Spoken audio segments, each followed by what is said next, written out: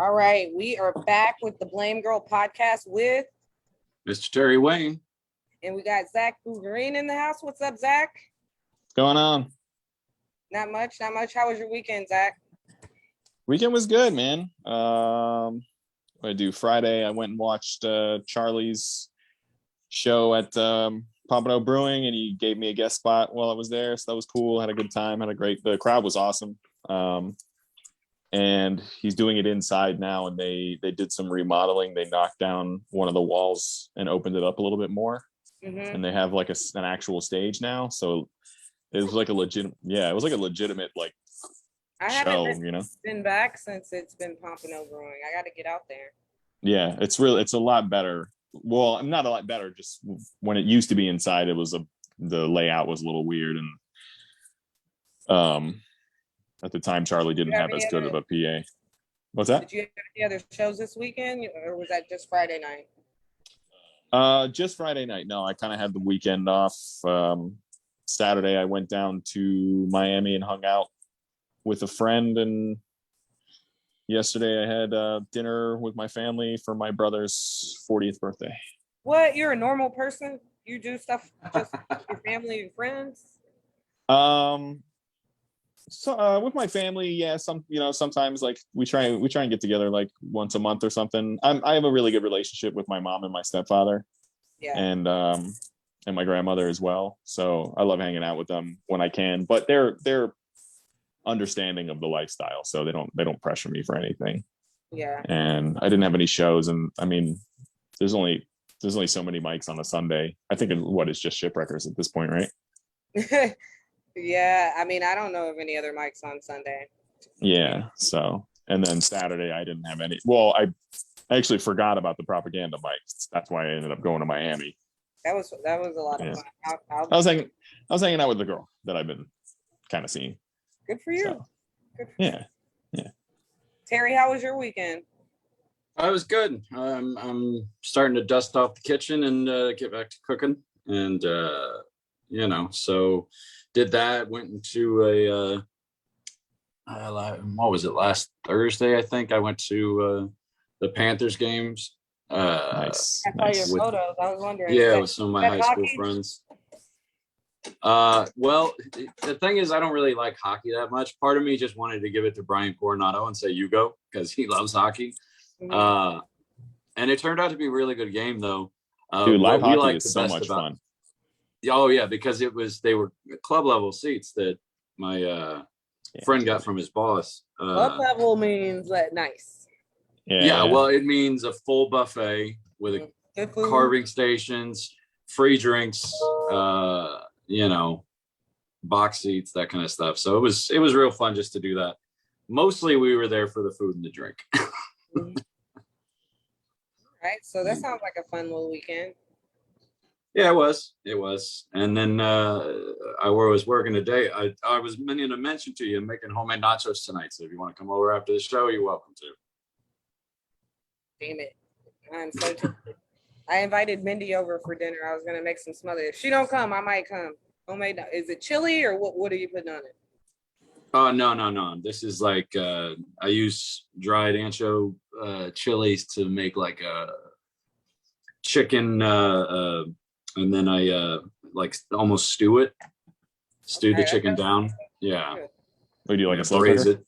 Huh? Slow cooker? No, just on the stove, but then I braise it for like 45 minutes to an hour, so nice. It gets soft. Yeah.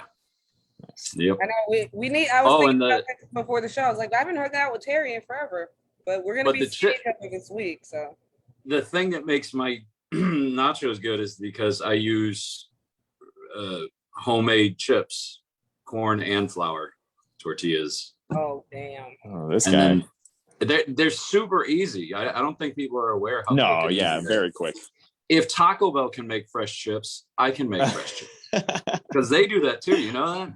Do they really? Yeah, the chips you get from them are the same tortillas they use for burritos. I mean, it's not. You're not making the tortilla. No, that's a little much. Come on now. Then don't call them homemade. You're making them from, He's frying his own chips. What kind of tortilla chips are you making? Yeah. you mean? I have both I mean, types. yeah, they are really easy from scratch. I know. My mom used to make them. I grew up in Texas. But when you said scratch, I was thinking it was like your pasta where you make the noodle from fucking scratch, you know? You Well, gotta call yes. it tejas if you're gonna talk about tortillas. Yeah, but Well, with you and I pasta, explain Texas. the work, I know that. the work to rewards on pasta is a lot higher than on tortillas. That's just my opinion. Yeah. So Now, maybe if I was, my weekend was great, guys. well, I wasn't. Terry wasn't done. I'm sorry if the middle of my sentence interrupted the beginning of yours. It's okay. I'll let you slide this time. Fair enough. So, yeah, I didn't do anything Friday. I took the night off, which I love doing on Fridays for some reason. I don't usually end up booked and then I don't know if there's any mics. I'm boring Zach already with my weekend. No, I'm just tired. And then on Saturday, I did both mics. I did the one in Stewart at Crafted Keg that Corey has after the show. And then that was great because it's like all these people watch a show and I was first and they were just great. The Stewart crowd's great for comedy. And then I went to Propaganda for my first time and that was a lot of fun. I dressed up in costume and it's a cool little room. It reminds me of Swampgrass a little bit. And I saw Dustin Diamond there before I was a comedian. Screech. He did stand up there and I was talking to the owner about that. And then Sunday, yeah, I didn't do much yesterday either. So worked, podcast prep. So ready to do some blaming. Are y'all ready to do some blaming? Yeah, let's do it. Sure. So guys, I know you've heard Steve Bannon has been referred by the House of Representatives to the U.S. Attorney's Office for failing to testify in the January 6th hearings. Who's to blame here? Nobody. Nobody. A culture. No. Wait, we gotta let Zach explain his answer. Nobody. Oh, yeah. Well, I gotta be honest, man. I can't believe that now in 2021, people are still getting shot by blanks on movie sets. And Alec Baldwin, it wasn't his fault, but this is my response because I didn't know this was what the show was about, and I didn't get the link until about an hour ago. So I'm just making up answers about other stuff. That's fine. I skimmed through the article. What were they saying? They were saying that because of the stuff he was saying on his podcast, that he knew what was going to happen, and they want to know what he knew, and everyone deserves to know what he knew. And it's like, listen, it sounded like he was just talking on his podcast, and like regardless of whether or not anybody knew it was going to happen, tensions were high, and to just assume that at the same time, you've been subpoenaed by a U.S. court or House of Representatives. You have to obey that subpoena. You don't. That's the problem. Well, yeah, of course. Like, oh, I'm not going to listen to this. So, do you know who's to blame? The entire GOP culture that we've been cultivating for the last 6 years, because we saw this during the impeachment trials, both of them, where not even just private citizens like Bannon, but like senators and representatives, they were just all no, I'm just not going to do it, and nobody ever held them accountable because it was Trump's administration. But the fact of the matter is, if you ignore a judge, if I ignore a judge, if I ignore Congress, or you ignore Congress, we go to jail. So what the fuck makes Steve Bannon so special? Nothing. He's wealthy. It doesn't matter. Everybody is held to the same, or should be at least, held to the same letter of the law as everybody else. That's the way it should be. Are they? No. No, they aren't. No. But a part of me inside just rejoices every time I see some shit like this.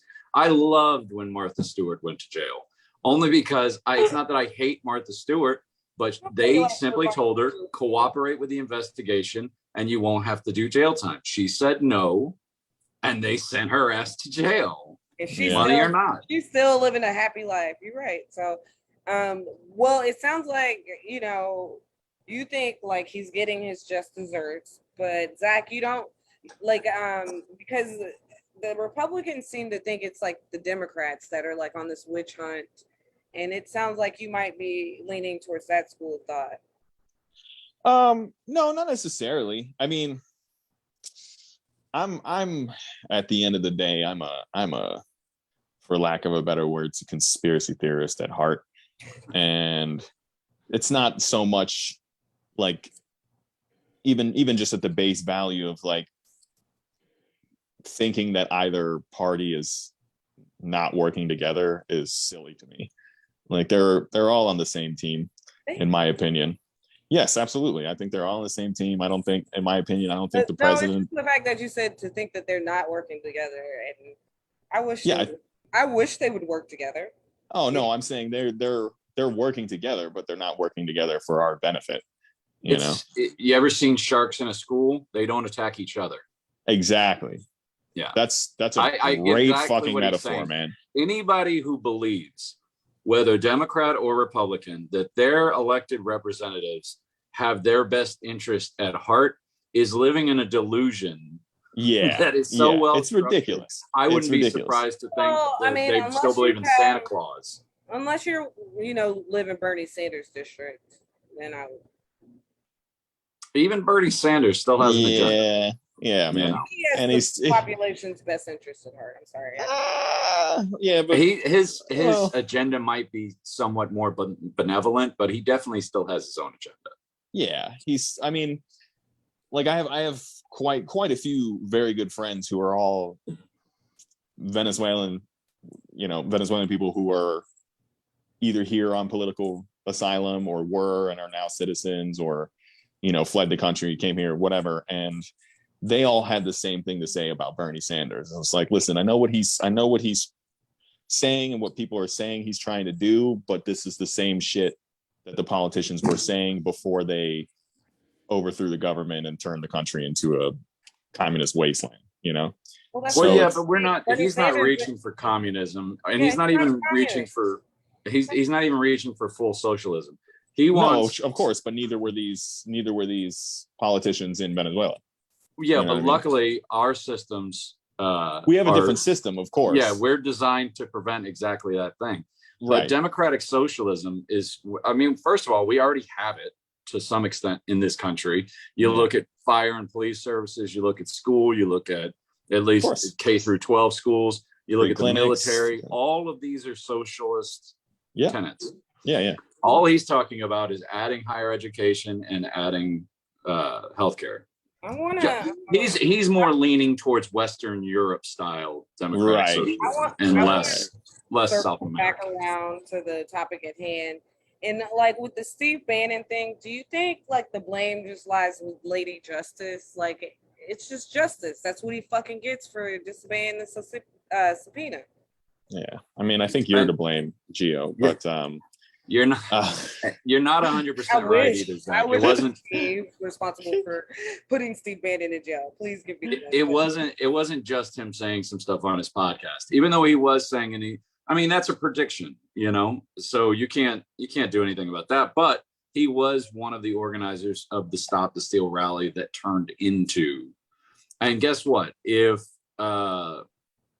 NWA, if you'll remember famously, they got arrested for inciting a riot for playing a song "F the Police." Well, that's the same thing they're looking into now. Did they incite this riot? Did they get these people all lathered up and send them out? Yeah, it's hard to ignore that, man. You look at like the tweets that Trump was making at the time and stuff like that. And it's like, clearly these people are going to listen to anyone that's going to tell them they're right, and if they're looking for an excuse to do something like, storm the Capitol building and somebody's saying, go ahead. The most interesting part about all this, about this whole investigation, is that Trump reached out and said, hey, don't release White House documents and audio from December 6th because that's executive privilege. He's trying to protect that. January 6th, yes, sorry.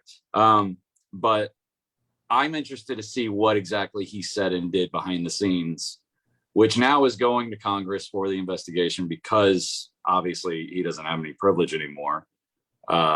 But I'm interested to hear what he said and thought behind the scenes, because there's been a lot of stories, and well, the Blamegirl podcast will be following the story closely. We want to know what happened too. I think it's fucked up that I think we know what happened. Well, I think what's more important is what you can all prove. these fucking patriots act like they didn't just interact.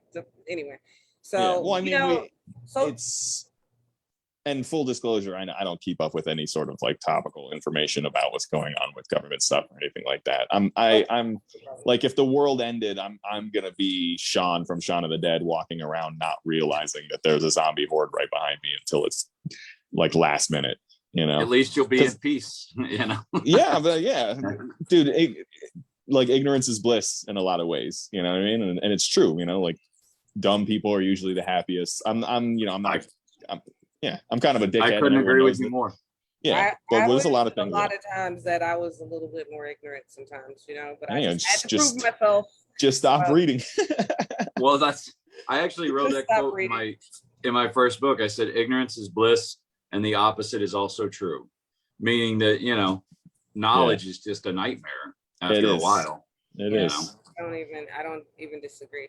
You know what else is a nightmare, guys? TikToxic. Okay, TikToxic is giving teen girls actual tics. Who's to blame, guys? Since you didn't read these articles, we'll go in this direction. I did kind of read that one, but yeah, go. Okay, I didn't finish it, but go. No, you can go first. Oh, I'm just gonna say, like, the fact that I'm 40 doesn't have any bearing on the fact that I'm not on TikTok. Like, I have one, so I can look at stuff if I need to, but I've never posted anything, never will.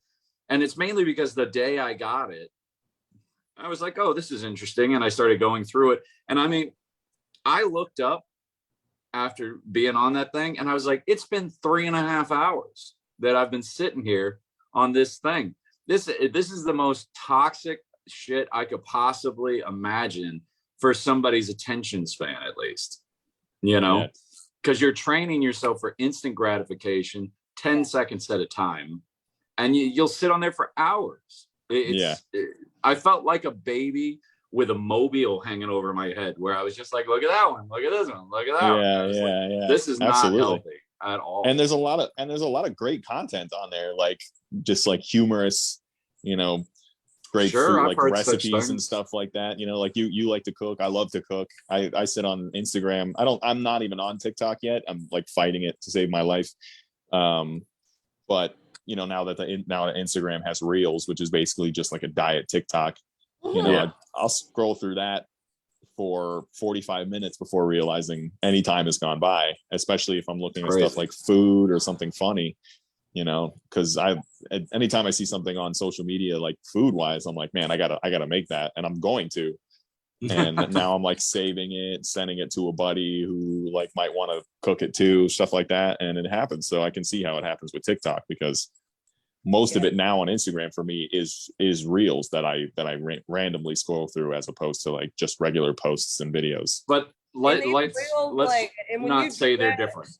When you do that, what you're doing is like you watch like basically compilation videos, and that's what these teen girls are doing. But they're doing it.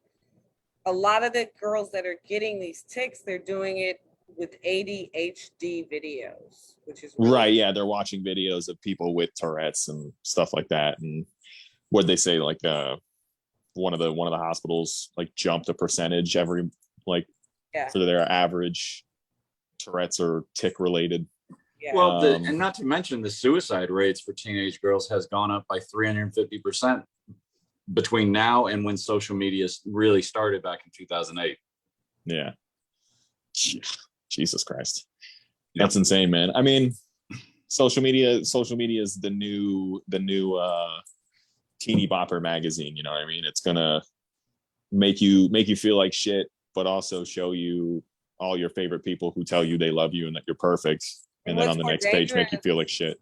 What's more dangerous, Zach, is that it's at your finger, like it's all day, constant. There's a constant information feed. In the magazines, that's once a month, you know? All that shit for once a month, but it is like that new, but it's like daily. And I think not even daily, constantly. Well, think about this on top of it. Not only that, I'll ask just Zach on this particular question. Zach, as a man, if you see a young woman on social media anywhere, just take a guess. What do you think she gets the most likes, the most hearts, the most follows, the most attention off of when she posts it? Right now, in my opinion, it's either, obviously sexualization. There you go. That's the one I was thinking of. That one, but then also now is mental health stuff. Right. It's a whole lot of mental health stuff. And to me, a lot of that is like, well, the idea. Let me just say I'm sorry, but the point I was trying to make is, think about subconsciously what this is doing to a developing mind, because we don't, our minds aren't fully developed till we're in your late 20s. So think about what plastic surgery or all. Think about what that does to your mind. It teaches you certain things.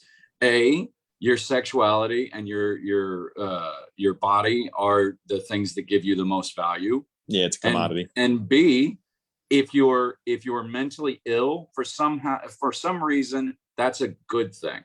It's glamorizing mental illness. It's glamorizing mental illness, and it's glamorizing being a whore online. Right. Because slow down. First of all, you don't just because you are sexualized, you don't need to label them as whores, okay? The problem is, let me say this. Okay. Let me just jump in here. There's Gio for policing free speech. It's not just right? Okay. I know, like me, Gio, if I posted this video of this hot ass dude fucking in sweatpants cooking, that got the most likes on my shit. I done posted like my titties almost out, maybe in a bikini. This dude got more, and I don't think it's just with women. So you think that makes it okay? I think that's period. But Gio, when you posted, it doesn't make it okay. But what we want to, it's better because it's a guy.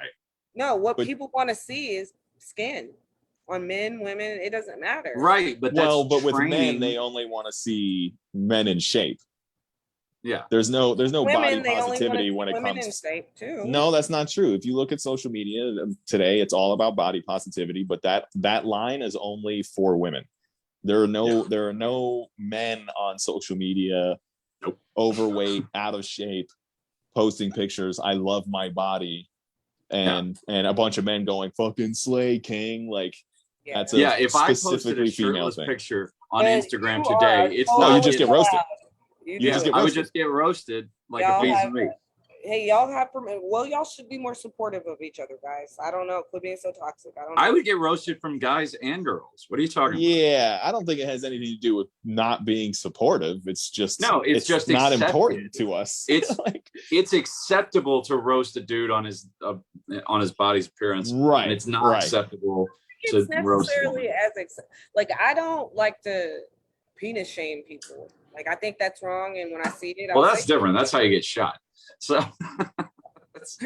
but no, I don't think you should do that. I don't think you should make fun of men's bodies or women's bodies. I think you should be able to make fun of whatever the fuck you want. Like, I agree. I think you should be able to make fun of whatever you want. But I think it's mean spirited to make fun of it doesn't necessarily mean you're being, obviously, like, being a dick isn't always ideal, but like the idea of no one should make fun of somebody for the way they look or whatever, it's like, fucking why? Like, why not? But you're a dick, like ridiculous. No, I don't. But I don't sit here and shit on people for their appearance or anything, because I don't give a fuck what anybody looks like.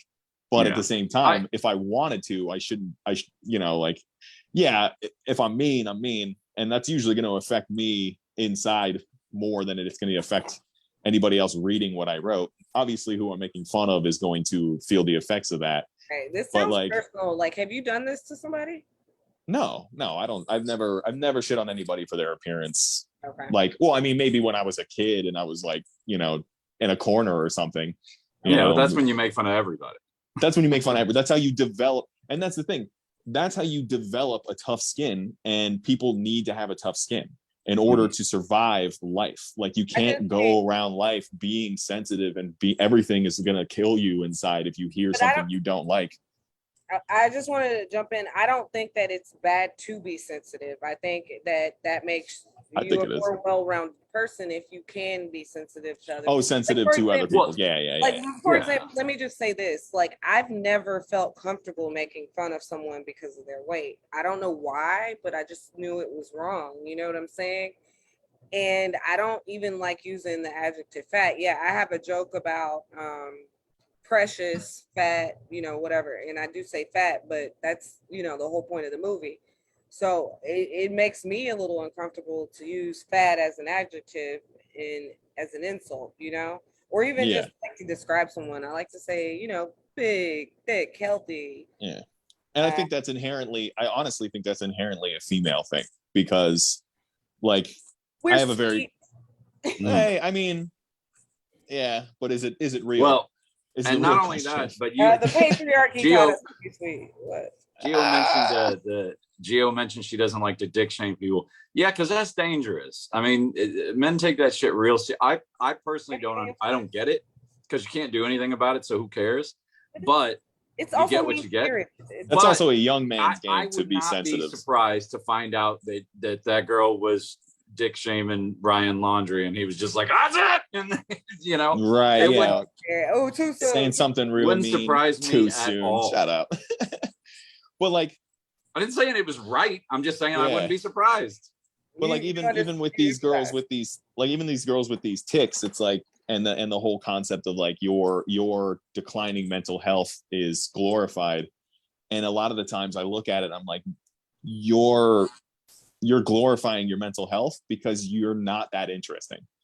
Like, there's whatever's going on with you as a personal, like, you have nothing else to offer, so you're glorifying your mental health.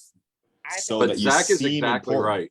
I don't disagree with that one. But Zach is exactly right on a different subject. On the one that he just mentioned about having thick skin, about having, now nobody says you got to get rhino levels of skin, but you should be able to at least laugh at yourself a little bit or acknowledge reality. And we're going to get back to this later on the words for white people, but to something very similar that kind of ties into this, because there's a difference between raising a child who can be sensitive and raising a child who is sensitive. Do you know what I mean? Because you're not preparing them for the world, because the world ain't going to give a fuck. And from the time that they're born to 18, you could treat them like a precious little doll if you want to. But when it comes time for them to go to a job or go to a college, they're going to be cuddled in a corner somewhere because it's like, nobody yells at me, I'm so sorry. You know what I mean? Yeah, they're worthless. They're worthless. You're crying at work because somebody didn't say hello. Yeah, I mean, you have to have something. They're going to tell those sensitive bastards to pull themselves up by their bootstraps and go find a job. Don't even start with that shit. No, it's not even that. It's just, we're just, well, I'm not going to say we, because I'm not a parent, but like this generation, we're raising weak people. Ooh, yeah. You know what? I can't even disagree with you. I've been noticing it, like, as like woke and everything as people think I am. I'm not that level. I gotta say, like, they're a little extra with it, and part of me feels like that they do that for attention. Yeah, it's all for attention. And half the things that people are complaining about online, it's never even the people who are the group that they're complaining about that's being oppressed or being offended or whatever. It's usually never even somebody from that group. Yeah. I'm not never, but like most of the time when I read stuff, like if I read anything about people of color and people being oppressed and people being offended, it's never somebody of color who's complaining. Yeah. And it's like, dude, you're not even, you don't even have it's a not, stake in this I get what it's not a homosexual getting mad about it. It's a straight person trying to defend a homosexual getting the maddest about it. Yeah, we saw that with the Black Lives Matter movement. It was, there was so many young white girls out there screaming and hollering, but burn it all down. It's like, this isn't your fight. You can be an ally without being an asshole. It's because they don't have real problems. Yeah, I feel like that's the same thing with the mental health thing. It's like, you don't have real problem. Like, yes, obviously mental health is a real problem. I struggle with it. Everybody struggles with it.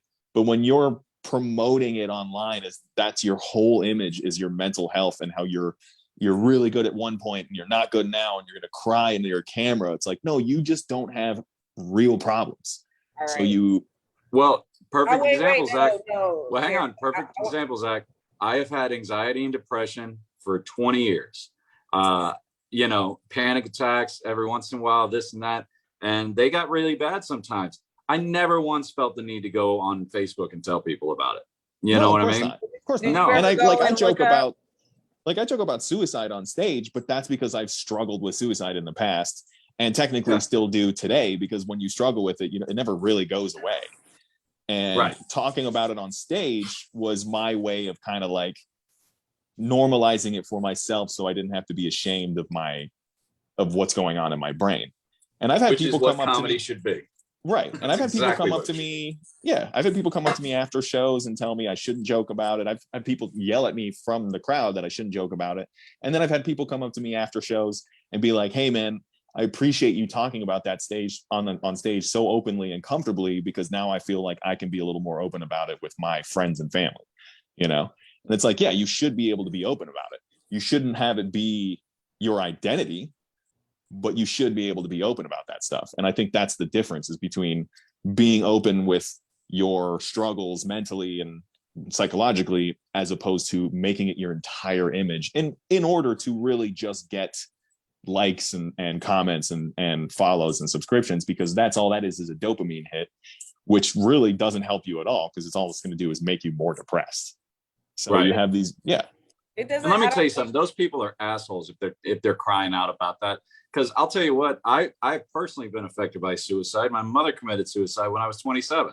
But I would never get mad at somebody for talking about their own opinions and their own, you know what I mean? About your own struggles. That's what they're there. That's what it's there for. I've never made jokes about it on stage, but I wouldn't stop. I would not make a bit out of it if I thought I could do it well. The only reason I haven't is because I haven't come up with anything good enough yet. But it wouldn't stop me for 1 second. How dare you? How dare people try to tell you how to deal with your own life? You know? Right. Yeah. No, I literally. Go ahead. I just don't think that's. I mean, I don't think that they realize that that's what they're doing when they try to approach you about your material or your art, and they're only thinking about themselves a lot of the time. All right, guys. I know that Zach said that, you know, these teenage girls, they don't have real problems. And I just want to say, neither do employers, right? They act like they were so desperate for workers for a long time. It was a killer segue, Gio. What'd you say? So that was a killer segue. They just aren't as desperate as they make it seem. You know what I'm saying? Like they say, oh, we can't hide. No one's, you know, applying for these jobs. But that's bullshit. They just aren't as desperate as they made it seem 2 months ago. Who's to blame? And let me just give the audience a little backstory. There was a gentleman, Joey Holtz. He conducted an experiment and it's gone viral. He applied to 60 entry-level jobs, which he was qualified for, which didn't require a college degree, and he only got one interview. Terry, Zach, who's to blame here? Obama. I'm just well, it's a mixture of things. It's a mixture of things. Mainly, it was the pandemic opened a lot of people's eyes to a certain, and most of the what they call the great what do they call it, the great resigning. They're going over and over and over talking about all these people quitting their jobs. They're going over everybody talking about, oh, we need workers. Most of this is in low-level fast food restaurants. Most of this is in restaurants in general for servers and people, kitchen staff. Most of that's coming from those businesses because those businesses are all tip-based. You know, a server in South Florida makes $2.15 an hour plus tips. Well, if nobody's in the friggin' restaurant, then there is no tips. And the only thing they had to lean back on is that $2.15 an hour. And that's ridiculous. It's absolutely ridiculous. Right. Yeah. Why so now they're saying, why would I go out hire and work somebody for nothing? And when it's interesting because you see that like the article says, you know, everyone's crying about nobody wants to work. Everyone's getting unemployment. Everyone's getting stimulus checks. But at the same time, if people did want to work and they're still not finding jobs, the pandemic has a huge part to play in that, because there's no money being spent, or like we're lucky in Florida. Nobody wants to work for pennies a day. You know what I mean? And nobody wants to pay anybody because they're not getting any business. We're lucky enough in Florida that we were barely in a lockdown, and we did have, our half capacity, all that shit, but we still had some sort of income coming in ways. Not everybody, obviously. Plenty of people lost their jobs. A lot of businesses closed down. A lot of my favorite businesses closed down, but that's another reason, like, how could I possibly hire somebody when I can't even keep my business open? Well, and I've heard that argument before, but we are already seeing post lockdown that's just not true, because in California, they're paying servers $15 an hour. And if you look at the places in California that are paying $15 an hour, like chains like Applebee's and Chili's and shit like that, their prices are no different than the ones in, say, New Mexico or Arizona, where they're still making $2.15 an hour. So everybody thinks like, oh, I don't want the price of everything to go up. It's really not going to, because they still have to be competitive, and they still have to they can't just go, oh, I'm going to pass everything along to the customer. It doesn't work like that. Plus, the taxpayers it's not necessarily the taxpayers true, are who's supplementing this, by the way. Of course. Yeah, because when a waitress or a waiter is making $2.15 an hour on paper and claiming the minimum amount of tips, then they can go out and get on welfare, or they can get on food stamps. And a lot of them do, to supplement their income, and we're paying for that. Well, speaking of supplementing, didn't all these employers get supplemented over the pandemic? They should be able to afford a higher wage for their employees to be able to hire people. Like, restaurants had it way too good for way too long in this country. Anybody that's traveled abroad knows that it's very, very different everywhere else. They're paid a livable, all waiters and servers and busboys are all paid a livable wage, and they get tipped a minimal amount. If you give them $1, they're grateful. But I was like, oh, thank you. You must have really enjoyed your service. Yeah. Well, there's country, like Japan. When I went to Japan, they won't accept a tip. Like it's like one of the few times I ever saw any sort of aggression while I was there is when I was like, please take this money. And they're like, absolutely not. Like, you can see them getting frustrated, because they're like, this is not how this works here. So it's that it's demeaning. When I went to Europe, I think I was in Rome, and I tried to tip the bartender like a good tip, because he was a good bartender. And my friend was like, no, don't do that. And I was like, yo, like, that they pay them enough where you don't have to do that. Well, throw them €1 if you liked your service, or €2, something like that. That's really all you have to do. But on the other hand, for some reason in this country, we just started off by saying, oh, well, we'll give them the bare minimum, and then the customers can pay their salary, which is what we're doing. So whether you're paying their salary out of a $1 increase on a Cobb salad, or whether you're paying their salary out of the $10 tip you leave them, you're still paying their salary one way or the other. Yeah. It's just in times like this, they'd be able to, say, get unemployment, because servers typically, if they're making that minimum, not even minimum wage, just that bare server minimum wage of $2.15 or $2.85, wherever state you're living in, they can't even apply for unemployment if they lose their job, or if they get laid off, or if there's a pandemic, because they literally make too little money to qualify. Well, you're talking about servers a lot. This guy didn't apply for server jobs. I think he applied for more like contractor type jobs. And he was applying for entry level stuff. Yeah, none of them were over $12 an hour jobs. He says that over 73% of them he applied with no reply. 20% of them he got an email back. 5% of them he got a phone call back, and then he got the one interview, y'all. So I think these employers are gassing us up. I bet they took that PPE, and maybe they took the loan, and they're just not. Yeah, that's a fair assessment. Of course they are. Come on. And then they want to say, "Oh, the workers are lazy." No, bitch, you're lazy. I like how everybody always gets surprised when they're like, hey, I think these corporations might be trying to make as much money as possible, whether it's morally correct or not. I don't know. Of course they fucking that, are. but don't Yeah. It's not how this works. Well, and also it could be on the people. You know, well, it could be like, yes, we would hire people, but we're getting all this money from the government, so we're just saying that nobody wants a job, so they can secure that government assistance. So they're doing exactly what they're blaming the yeah.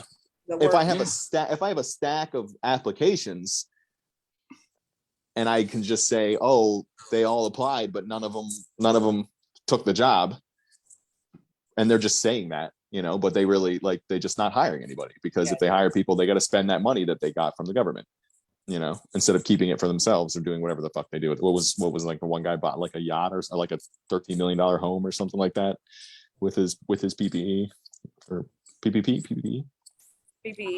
Well, both of it, PPP and PPP. Yeah. So I don't know, man. I think but now, like, if you drive around everywhere has a for hire or hiring now sign.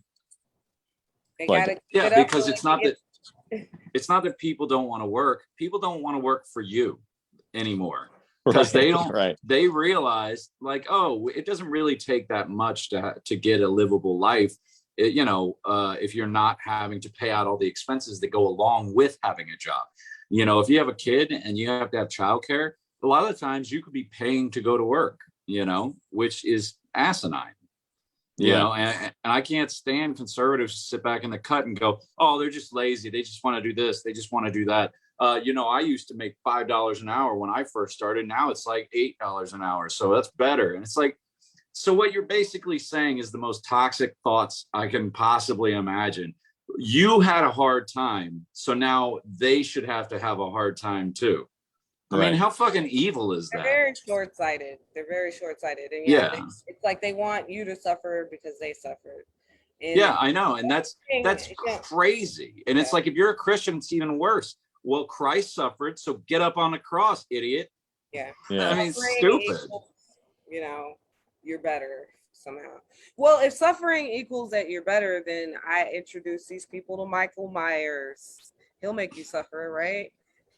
Guys, I don't know how much longer Michael Myers will be making people suffer, because they're threatening to cancel him, y'all. Yeah, so ridiculous. The same people who are using their mental health as an identity to get followers and get interaction online. It's like, what did they say? He killed too many people in this movie? Like, what? Well, he killed too many people in the movie about a fucking killer? Like, what are you talking about? Like, what is wrong with people? Do y'all know? And then, really, this was the one. They killed a gay couple. And some gay people online. I like how the news reports it like that. Some people online.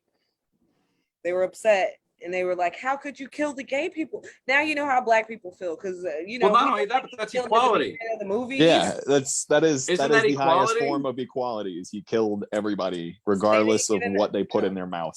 The gay couple didn't get. And I love when they say people online. No, you're talking about like 3 bloggers. They just wanted to get some clickbait articles, so they threw some shit together about how it's unjust. Why I think some of these woke people are so woke. It's because of the attention they'll get. Like, of course it is. Of course it is. Stupid woke, the news will like, and just like to say in contrast, like you said, what about being black? Yeah, that's so common of a joke that it's played out at this point after 4 decades of being like, well, the black guy's never going to survive this movie. You know what I mean? And he didn't kill Busta Rhymes in, what was that, like 10, 15 years ago? H2O. I don't know. H2O? I don't pay attention to those. I'm so happy that they started over with Michael Myers, because it got really depressing trying to watch those movies. Yeah. It was one of the movies before Rob Zombie got involved. And it was like one of the first mainstream horror movies where a black guy survived, and it was Busta Rhymes. And well, actually, that's not true, because LL Cool J didn't die at the end of Deep Blue Sea. That's they true. killed the shit out of Samuel L. Jackson, and LL Cool J is of a far lighter skin tone, so maybe that had something to do with it. Well, not even Like that. it. House on Haunted Hill. There was only 2 survivors in that one, and it was the young black guy and the young That's white right. girl. Yeah. So it's like they've been doing. I mean, they definitely been doing it for a while, but yeah, like. But I'm just saying it's a hack joke at this point. No, of course, but I mean, to let the gay couple live at the end, wouldn't that have been a little more? Wouldn't that have been weirder if you let them live? Like, if he walked in and he was like, "Oh, you guys are gay. Don't want my social media to get weird, so I'm not going to kill you guys." Like, that actually would have been funny. Like, it would have been like that would have been hilarious. It would have been a poke at the Yeah. But then it's not even just the gay couple. They're like, oh, they shouldn't have shown him killing firefighters. It's like, what are you talking about? That was like, weird. That was weird. I was like, oh, firefighter. He's a psychopathic killer. He kills everybody. Everybody. Like, and the thing is, like, everybody's included. So that's the equality in this that you do. He's a god level entity. He's not even not god level. He's supernatural. I'll say. Well, he's supernatural. Yeah, he's supernatural. Yeah. He's not even a realistic entity. Like, who he's not looking like what. Like, the same thing with the gay thing. What he's gonna do? Like, go up to a firefighter and be like, "Thanks for being a first responder," and like running around him. He's like, "No, he's gonna kill the guy." Stupid. Like, so dumb. Horror movie. If you're that sensitive, you have no right going to a horror movie in the beginning. And there's I highly doubt there's a bunch of firefighters walking around like, no, that's just not right. You're killing us. Like, what are you talking about? It's not even that. They're more upset. Were they mad about who they're killing than the fact that he's killing? Yeah. Like, you still went to see a movie. Yeah, you still went to see a movie about murder. Like, you wanted to see people get killed. And really, at the end of the day, it's almost like just say you just wanted to see white people get killed. Yeah, like, just straight cis white males. That's all you wanted to see. You didn't want to see anybody else but straight white men getting murdered, and that's it. Guys. I know you would, because you're just as bad on the other side. You would executive produce that movie. I'm kidding. No, you're not. But I would watch it. Anyway, all right, guys, that's enough blaming for right now. We're gonna move on. We're gonna welcome our guest, Zach Bugarin. He's a comedian. He tours around the country. He performs at the Improv. Welcome, Zach. I did 2 shows in New York. Let's not be real. Let's be realistic about it. That is one of the most overused taglines. I haven't done 2 shows in New York. I haven't done 2 in all over the country. Yeah. I'm definitely not touring all over I'm not touring anywhere. I'm starting to do shows outside of South Florida, yes, but I'm not touring. Which is good. Okay. It's not about humility. It's just about being realistic, like. Welcome to the Blamegirl podcast. Hello. Thanks for having me.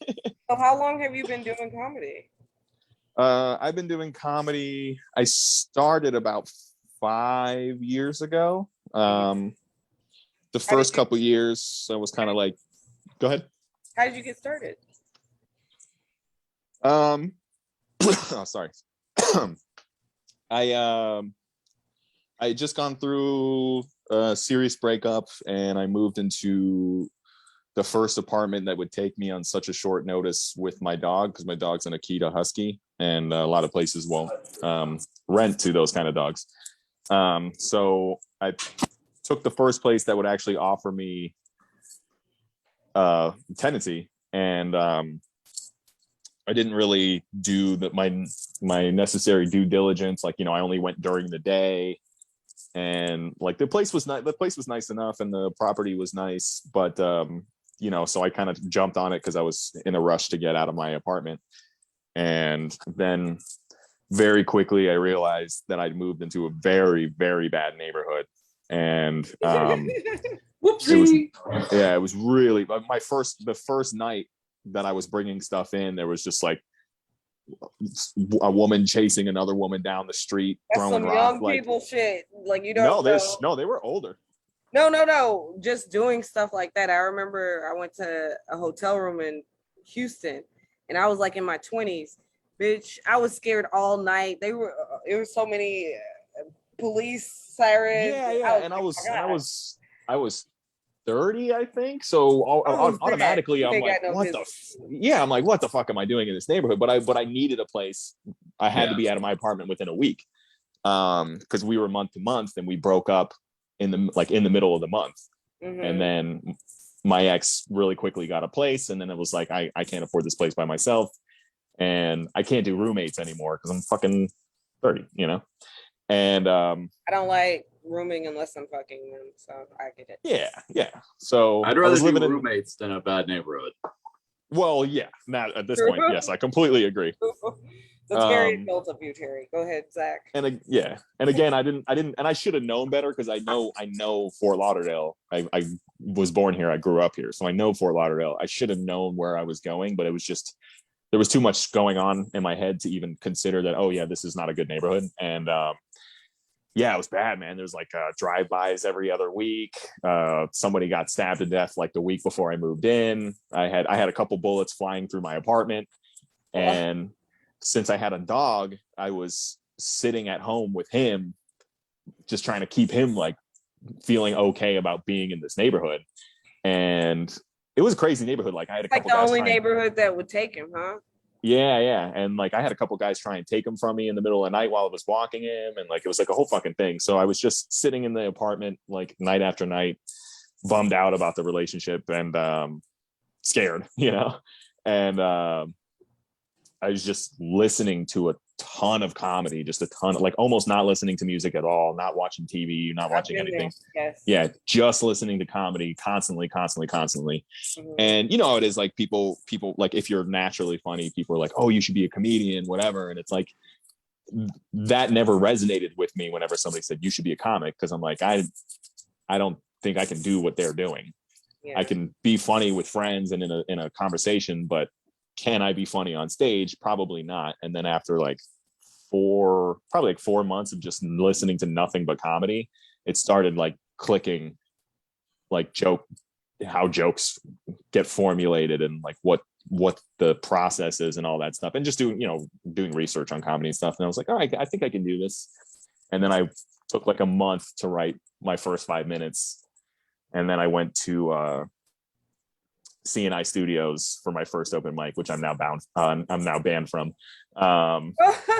Yeah, and I remember I gave myself heartburn from being so nervous before the open mic, and I just remember, I went up.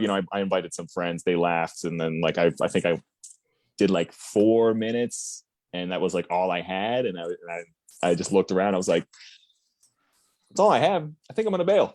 What do you guys think? And they were like, well, I'm like, yeah, I'm gonna bail. And I just like, thanks guys. And that was my first open mic. And then it's always interesting to me that, because my journey was, I took classes and Ramon Garcia was like, hey, you need to do open mics. And I'm like, what's that? I didn't know. Right. And then these people, a lot of my peers, the comedians like you, just did it. That just baffles me. Like, you just go out there and you do it. I've never had. What do you mean, without the classes? Class. Yeah. Yeah. I can't imagine doing it with the comedy classes. I never understood that at all. No, I've never once considered taking a comedy class. I listened to Steve Harvey in an interview one time, and he's like, they asked me to do a comedy class one time. He's like, I won't, but I'll pop by and say hello. And he walked in and he goes, the fact that you're here is not a good sign. Yeah. That's what the man said. He's like, people who do stand up. It's not the funniest, you know what I'm saying? Like, I'm not saying. Well, I mean, that he was a killer. That is generally held. Everybody's path in comedy is different. I'm sorry, did the middle of my sentence? No, I think that's bullshit that Steve Harvey is like shitting on other people's experiences. Yeah, but Steve Harvey was a killer. He's not back in the day. Okay, again, you're policing free speech. He's giving his opinion, and just because you don't like it doesn't mean he's not allowed to have it. And not only that, but about 90% of all prosperous comedians have said the exact same thing. Yeah. That's if you need somebody to teach you how to be funny, then you're probably off to a bad start. I don't think that it's necessarily that you need someone to teach you how to be funny. I think it's just an end to the. I didn't know about it. I didn't even know about open mics before that. You know what I'm saying? My only outlet to the comedy was the improv, and I can see how some people who think that's the only way you can start comedy is to start with a comedy class. I can see how that would be the case. I'm not saying that that's a nail. No, I'm saying like I could see how some people would think that. Yeah. Well, let me clarify. I'm not saying that's a nail in the coffin. Like, oh, you're never going to be prosperous. You'll never be successful if you start in a comedy class. All I'm saying is I kind of agree with all those comics that say it's not a good sign. Yeah. Only because, and I'm not putting myself above anybody else either. The only reason to give you a difference between the way we started, you went to a class to learn how to do comedy out in the scene. The only difference that I did was I went to a show at the Improv. I looked for the host afterwards and I just asked him. And I said, how do you get started? How do you, I feel like I want to try this. And he said, there's a bunch of local open mics. The best way, write 5 minutes of something you think's funny and just go around to those mics and see what happens. Yeah. That's it. Yeah. I just don't think that there's one path. Like with me, like the first comedian I encountered was G-Man, which you need to put him on the list. We need to get him on the show. G-Man. When he heals up. Right. G-Man. I would go. It's his birthday today, by the way. Happy birthday, Gary. Yeah. Oh my God. Happy birthday. Okay. We got to get back to Zach. But just real quick, G-Man got me in because I would go to shows with G-Man. Ramon's like, oh, I do classes. I'm like, oh my God, I need to do those. You know what I'm saying? That was my path in. But I always said, like, once I started comedy, one of my friends that's known me for, 20 plus years was like, Gio, you always said you wanted to be a comedian and now you are. So everyone's path there is different. And I don't necessarily think it's okay for Steve Harvey or anyone to shit on other people's experiences. But plus a lot of people's goals as comics, everyone's goals are different, Yeah. So Zach, what has been your proudest moment doing comedy?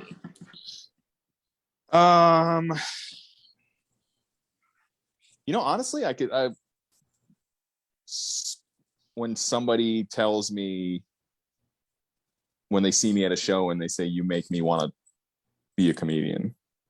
Yeah. Or when somebody tells me like, you're my favorite comic down here, like stuff like that, like that stuff is like, I feel really good about that stuff. And then, like I won a couple competitions over the last year and, I know placed in a lot of competition. Yeah.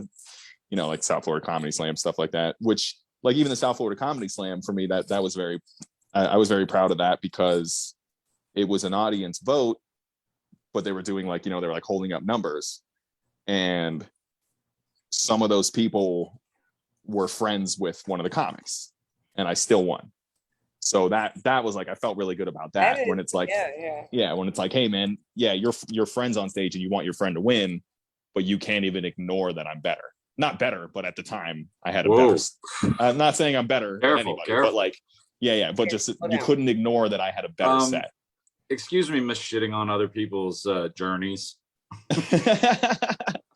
But yeah, definitely stuff like that, and like stuff like like even like going up to New York, like even those guys like considering having me come up with them for shows and stuff, because I had only intended on going up to New York just to go see the Mark Norman show with Nadeem and David Sadman. I was just like, oh, this will be a fun getaway. I'll go up there for a couple days, watch that show. And then they were like, hey, why don't we try and put some shows together? Do you want to be on some shows? And that was cool for me to like even be considered like for stuff like that. And then anytime anybody, I always feel good anytime somebody asks me to be on a show. Whereas to like the first 4 years of comedy was me begging for spots. Right. That was a big question I posed today on Facebook. But so, Zach, what has been your favorite venue to perform at? Coop Comedy. I like that we didn't even have to tell him he can't say improv. No, I love that place. I tried to get the hosts on here one time, and the schedule just didn't work out. But I love that place. It's the most democratic show I've ever seen. Definitely. Coop Comedy, I love, man. they let me do the first time I was ever on their show. Never met Rebecca Loveless, never met Jeff Quintana. And Rebecca reached out to me. I don't know. I can't remember who gave her my name, but she reached out, said, "You want to be on the show?" Asked me how much time I wanted to do. I said, I'll do a half hour. She said, "Sure, go ahead and do half hour." I went to half hour, had a great fucking set. Which is, it's the standard, like, people are paying money to come to a show, they're invested. Yeah. Sometimes you have shows like that where no matter how much money they paid to get there, like the crowd just might not be into it, or you just are not good, like you have a bad set. And I've had okay sets at Coop, and I've had some of the best sets I've ever had at Coop. So I love going there. I like that the intimacy, As that's in Bellevue Beach, if you ever want to check it out, they do comedy open mic on Wednesday and then shows on some Fridays. So check it out. Rebecca Loveless runs that mic. So Zach, what has been your biggest challenge doing comedy? Well, definitely getting in my own way, for sure. I'm I'm pretty rough around the edges. And yeah, no, I know. And it's funny because I've been trying to work on that, because it's nothing against anybody. I just have a lot of walls built up. What me and Danny Fallon like to joke about is quote unquote unresolved family trauma. And that's a joke that me and him have all the time. Comedian Danny Fallon, for anybody who doesn't know. So, and like all the time it'll just be like, "Hey, what are you doing today, man?" I'm like, "I've just been laying in bed." Man, unresolved family trauma. Like, it's just an ongoing joke with us. Yeah. But there's a lot of truth to that as well, as a lot of my rough around the edges stuff is just walls I've built up over the years from my experience growing up and whatever. And so I know that definitely holds me back a lot. And I've been trying my hardest to work on it. It's actually funny, speaking of Danny, like we were all hanging out after the improv for Connie Fernandez's like late birthday party, because she was sick on her birthday, and not party, but just like a dinner. And I was just having a good time, just enjoying everyone's company, and like not being a dickhead. And me being a dick is mostly just humor, and I'm like just joking with people. I'm not really serious half the time. But Danny was just like, "Are you okay?" Because I wasn't being an asshole, It's like, yeah. So it's like I've built this stigma for myself that I'm a dick.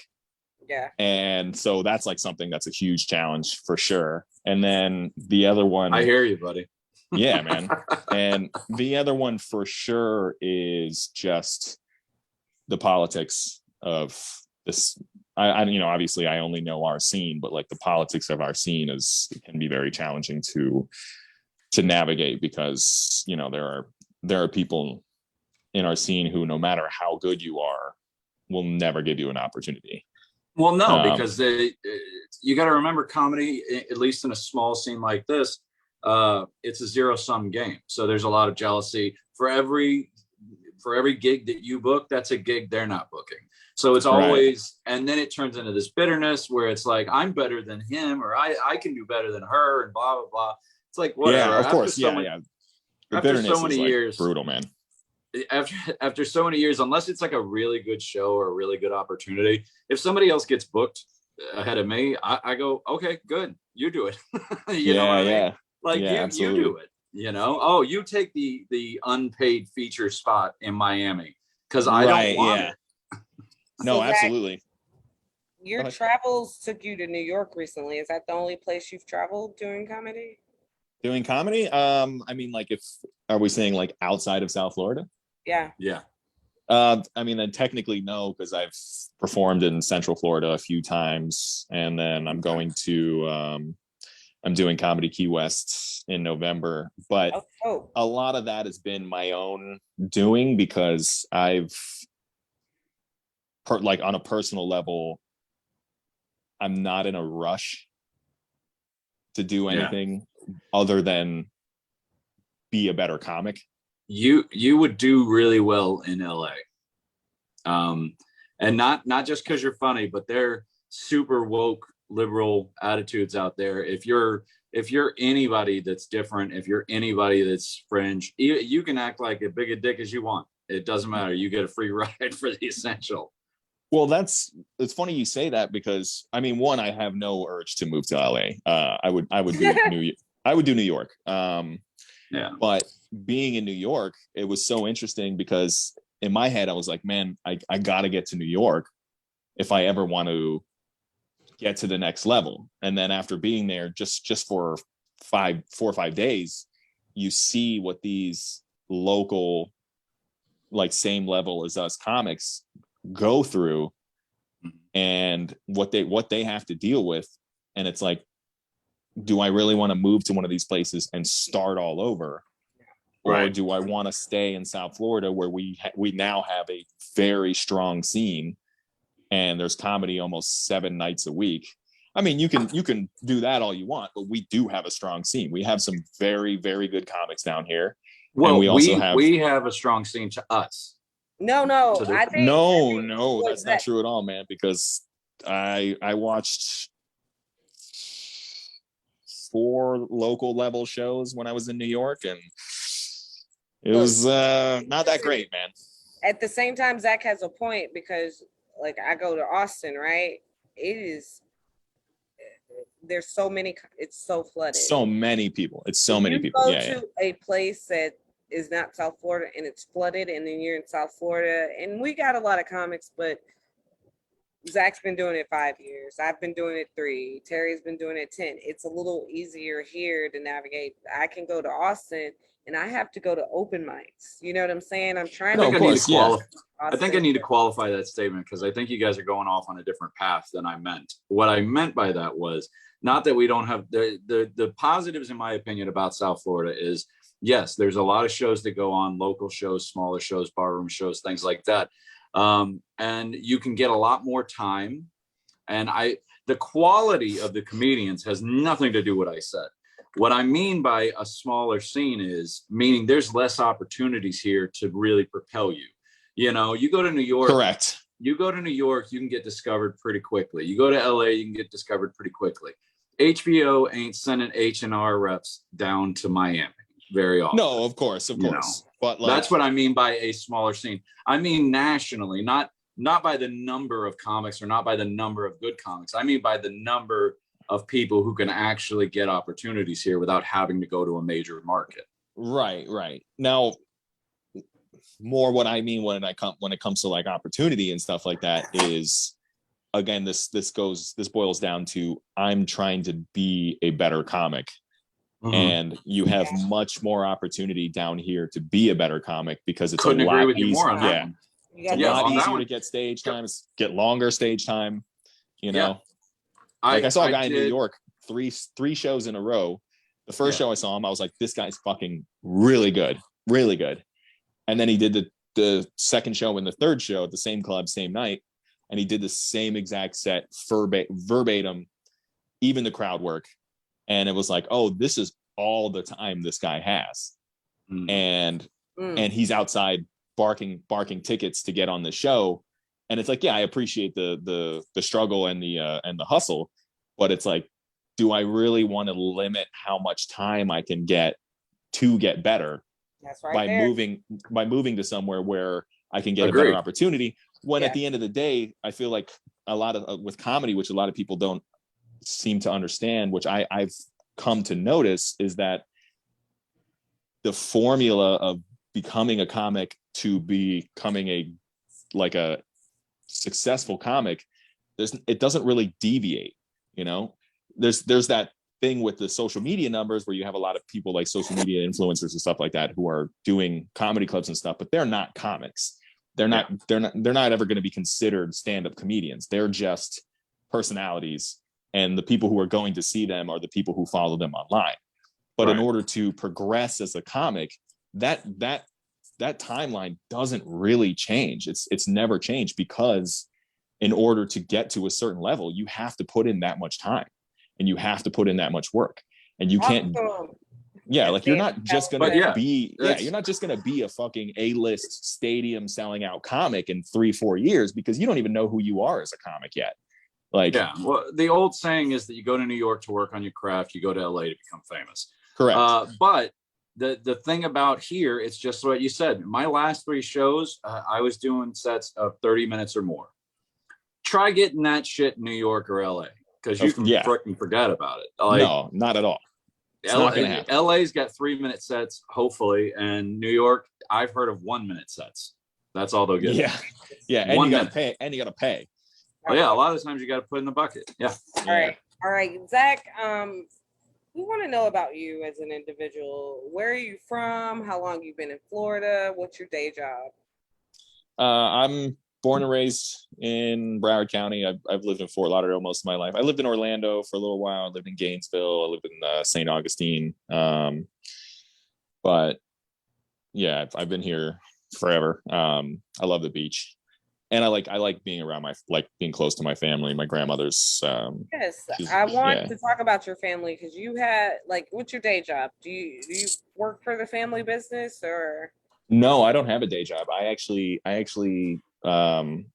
so I do like freelance Polynesian entertainment, dancing and music. Oh, freelance. Okay, I didn't realize. Yeah. That's you've never seen his no, but I know that he work. He worked for but it's not for business before. No. I was a drummer at the Mai Kai for collectively about 10 years. Okay. But once I without details, like I left and then started working for a photography studio. So that's like my other form of income is I do freelance photography. He takes great photos. So what you're saying is you're just a hustler. Yeah, exactly. And the main thing is when I started doing comedy, I had a full-time job at a photography studio, and then I was doing comedy at night 6-7 nights a week. And it was just I couldn't keep up. And since comedy is more important to me, I decided once I didn't have a day job anymore that comedy was going to be the focus, and I will live the starving artist lifestyle, do what I have to do to pay my bills and eat food, and then just focus on comedy. I don't hate that at all. Yeah, and then like I did like 2019 and stuff. Like I was in a tough spot financially, and I ended up doing like selling health insurance, and I did that for like 7 months or something. And then the same thing happened. I couldn't get into an open mic till 9, 10 at night. Had no time to write. Had no energy for anything. And it was just like I don't know if it's like something with my health or something, but I just can't physically do both. Yeah, no, I literally can't physically do both. I'll just be tired all the time, and both are going to suffer. And I'd rather not. What, like the old saying, like, don't half-ass multiple things, full-ass one thing.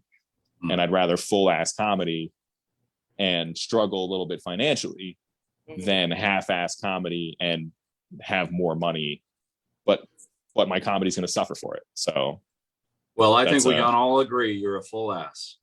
Yeah, I'm full ass. Yeah, I am a full ass. ... Speaking of which, you got anything? Go ahead. Sorry, Terry. Oh, I was going to segue. You go ahead. I was just going to do the blame game. Are you trying to segue into that, or? No, you go ahead. Okay. So, Zach, it's been a great discussion. I got to say, we're already at 8:13. Yeah, it's been fun. Loving it. So, but real quick, we want to play the blame game with you. I heard you within the last couple of weeks at a mic. I think it was in Miami. You said you got to stop beating up on white people. Who's to blame? No, what I said was somebody told, and this is all completely made up for the bit. Like none of this actually happened. Oh. I was saying that somebody told me I need to write more relatable jokes because this Polynesian shaming thing isn't going to last forever. Yeah. So it was a critique on myself because I had noticed, and it wasn't really any of my material, because none of my material like shames on white people really. It's more of like educating people on my point of view of like my cultural background. But I was starting to show like bitterness in it. You know what I mean? And that's the reality of comedy, man, is like, you have not, yes, you have to be funny, yes, you have to be confident, but you also have to be likable, you know? Like, even though Bill Burr is a fucking psychopath and just a raging maniac, he's likable. And one of the main things about his likability, which he says all the time, is he's a fucking idiot, and his opinion, he's stupid. Don't take his opinion seriously. So I think I was just taking myself too seriously with my material and stuff. And I feel like I was reflecting in the crowd's reception of my act. So I was thinking maybe I should write something a little more relatable. And the joke was, because the shaming thing is not good. And then I've also said on stage before, like, where like I'm killing for all the brown people in the crowd and none of the white people are enjoying it. And it's like, I love making all the brown people laugh, but like, I need to make the white people laugh because those are the ones that are going to pay the bills, which is super ignorant, first of all. But it's also a joke. But it's a facts, right? Am I? I mean, yes and no, but yes, in a lot of ways. Like, you look at, like, you watch a Dave Chappelle special, it's a lot more white people in the crowd than, stuff like that. So I mean, it's also just again, this is a critique on myself in order to push myself past whatever's like holding me back in that moment. The only person I could possibly blame is my father. No. I will disagree on you on the being likable thing, because I think that you make a good point about Bill Burr, but if you look at somebody like Doug Stanhope, for instance, who's made a career on being unlikable, true. That's very true. It really just depends on what an unlikable white guy though. An unlikable white guy though. Yeah, but Paul Mooney. But Paul Mooney, no, I know. But Paul Mooney was like a likable dude. Some people like Paul Mooney. He was smooth, you know what I mean? To me, the difference between somebody who's trying to be likable on stage and somebody who's not is basically somebody who's trying to make lighthearted jokes, not to take too seriously, and then some people that are getting a little too preachy in their in their points that they're trying to make.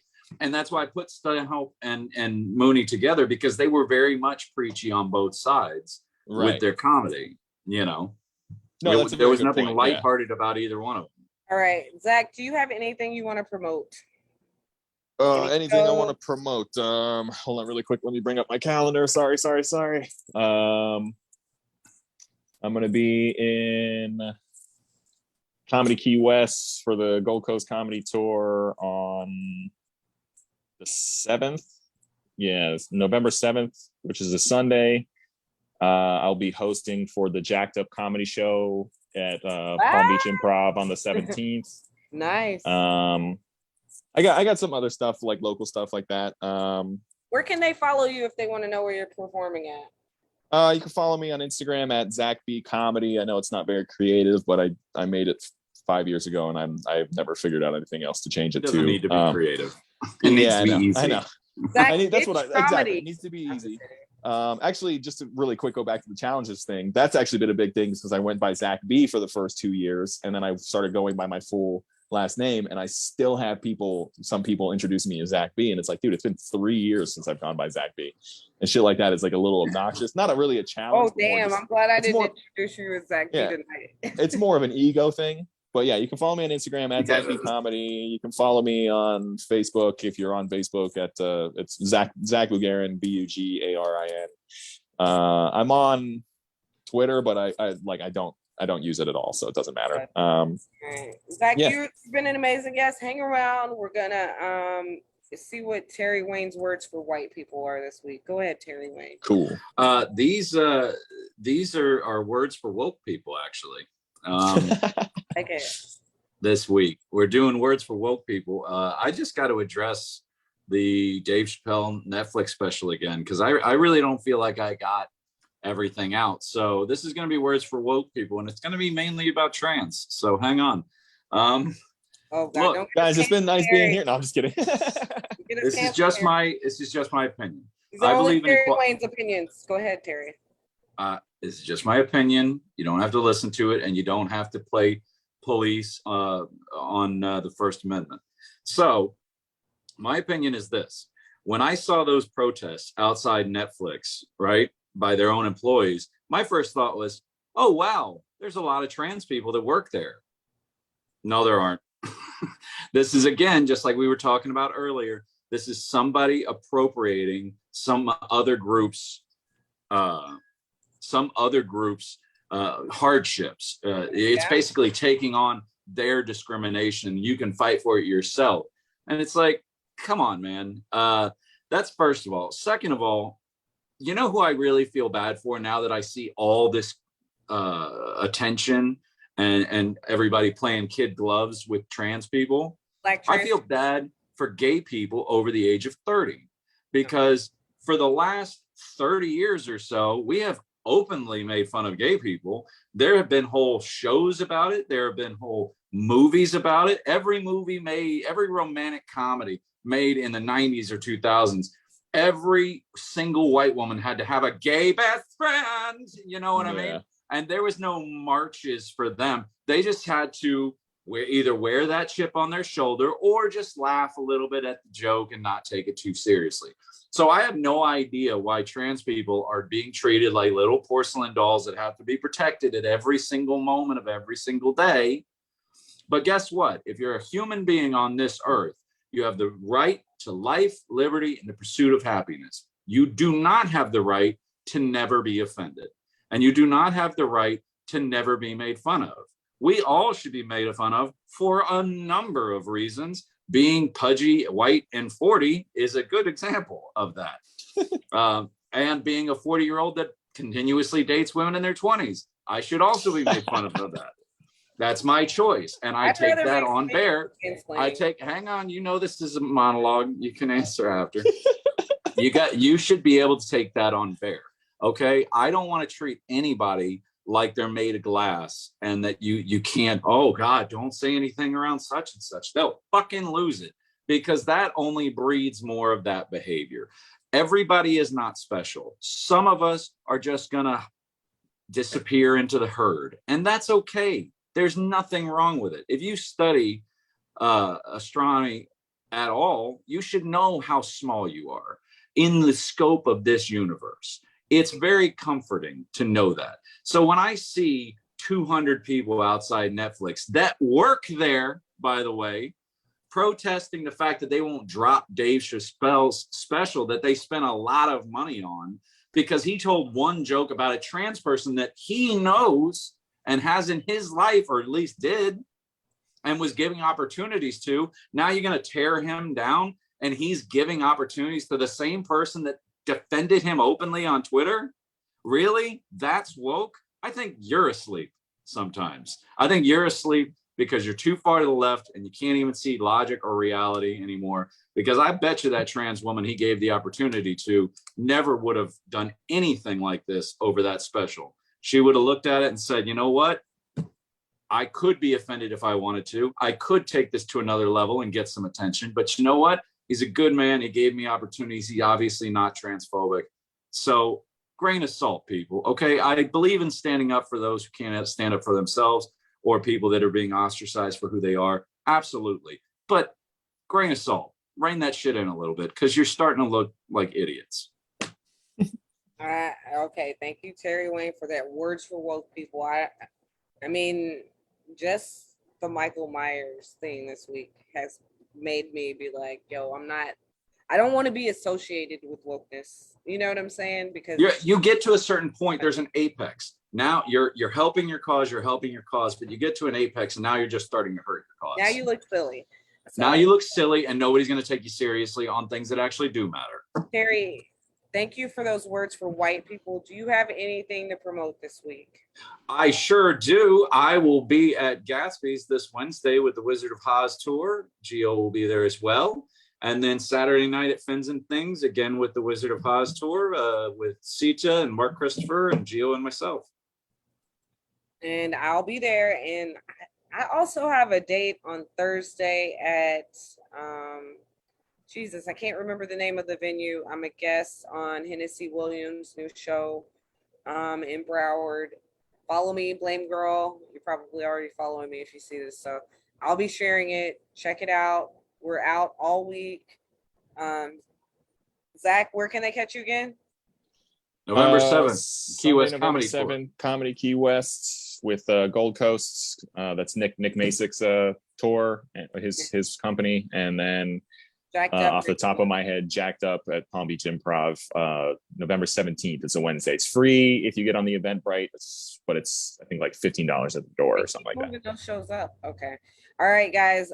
Thank you for tuning in. Until next week. Thanks for having me.